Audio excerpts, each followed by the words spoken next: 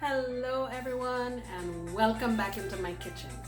Today we're going to make a dish that's called Thai Basil Pork. The chicken version of this is more popular. It's called Pad Kaprao, and today we're going to do the pork version because I have pork. So that's what we're going to do. Come on, let me show you our ingredients.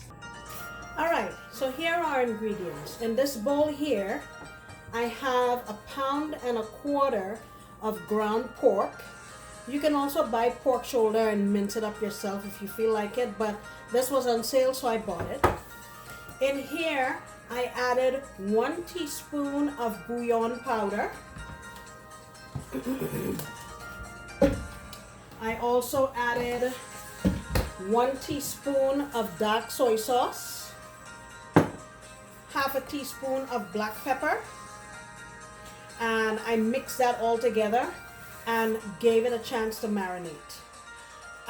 Traditionally the meat isn't seasoned. They just saute the aromatics and then they throw the meat in, but I want to make sure that the flavor is inside of the meat, so that's what I did. Here I have 1/4 of a small onion that I diced finely. I have 2 jalapeno peppers that I diced finely, and traditionally Thai chilies or bird peppers are used, but I didn't want to have to buy a whole big container of that just to use like 4 chilies, so we're going with jalapenos. And here I have 1.5 tablespoons of ground garlic. I'm also going to add in there about 1/2 cup of green beans. And if you have a larger family and you need to stretch that meat, add more beans. So everybody can have a taste and just up the seasoning a little bit more, okay? And here I have about, I would say once I chop it up, about 1/2 cup or so of basil.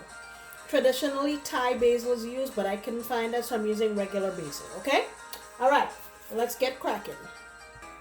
All right, in my wok here I have 1 tablespoon of oil and I'm going in with my meat.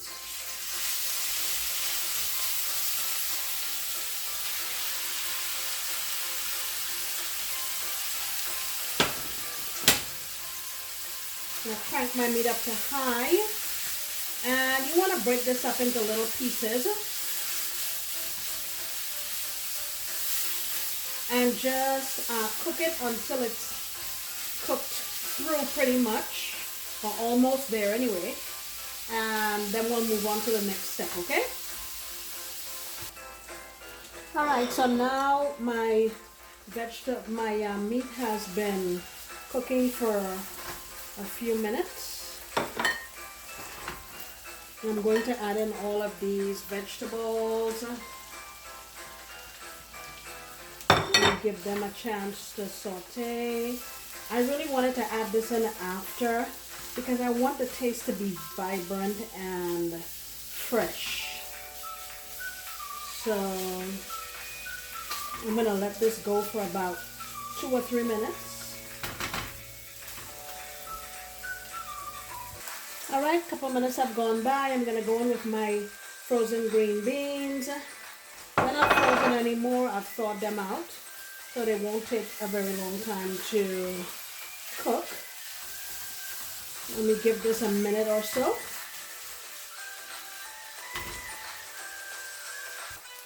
Alright, now I'm going in with just a splash of my fish sauce. I would say about 1 teaspoon, not very much. If you don't have fish sauce, you can still make the dish. It's no big deal. I'm also going in with about 1 tablespoon of dark soy sauce. And in here I have 2 tablespoons of oyster sauce and 1 tablespoon of hoisin sauce. Hoisin sauce isn't traditionally used in this dish, but I bet it's going to taste good. So I'm going to try that. Why not? Alright, let's give this a chance to come together.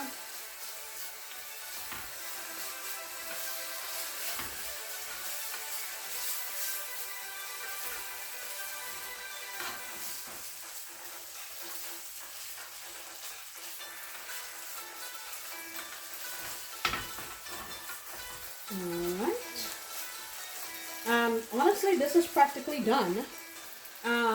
Let me plate this up and I'll let you see what it looks like, okay? I mean, the meat was ground, so it cooked very quickly. And all of our ingredients that we put in there, they're pretty much cooked, so we're ready to go. Oh my gosh, I forgot the most important part, my basil. Oh my.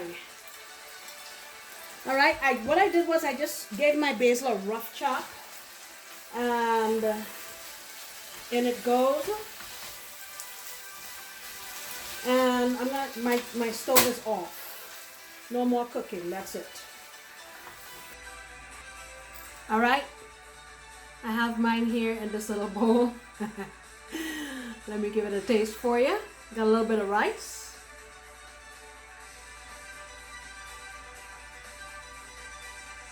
Bon appetit.